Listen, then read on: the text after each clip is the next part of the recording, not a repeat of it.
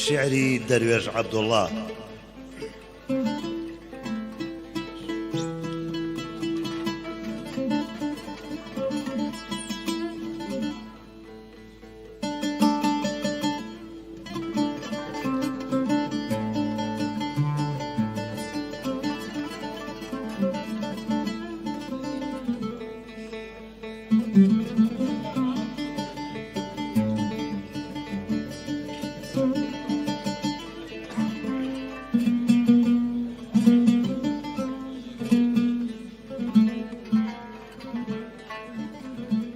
بەڕەنگی زەرد و شێوەی دەست و شمشاڵی کزا دەروێش،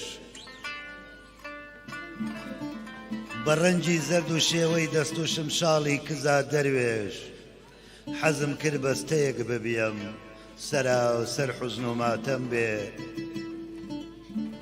لە سیما تا بەدیم کرد هەیکەلی عومرێکی حەسرەت کێش، وەها دیارە کە بەختت ئاشیانی بولبولی خەم بێ.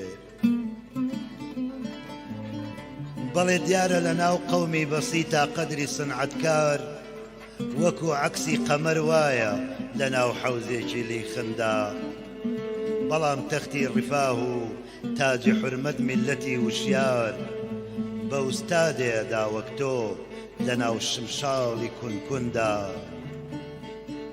سەحەر بێنێتە گریان و قسە سیحری پەری نەغمە، برای دەروێش برای دەروێش ئەزانم بۆ مەعیشەت وێڵ و ئاوارەی بە زەهری ناعیلاجیتە لە ناو کەسویستنی لوقمە، بە مردنتە کە گوێی ناشی ئەخنچێنێ خرۆشینەی.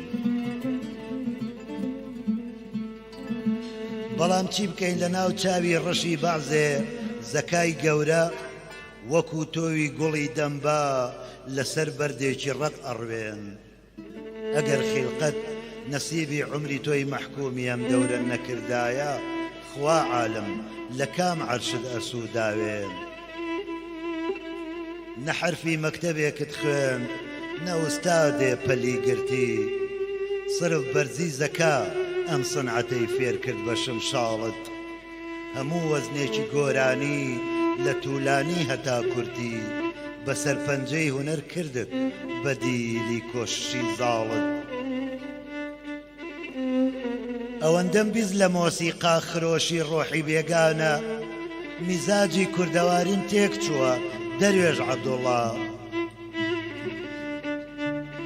ئەوەندەم بیز لە مۆسیقا خرۆشی ڕۆحی بێگانە، میزاجی کوردەواریم تێک چووە دەروێژ عەبدوڵڵا. دەخیلت بم دەسا بەو لاوەکو ئای ئای و حەیرانە، شەپۆلی زەوقی میلی پڕ دەرونی مات و چۆڵم کە، لە بدهۆفن گەلێ زیاتر بە ڕۆحم ئاشنای وەڵڵا. دە ئەی دەروێش دە ئەی دەروێش سکاڵایەک لەگەڵ ڕۆحی کڵۆڵم کە.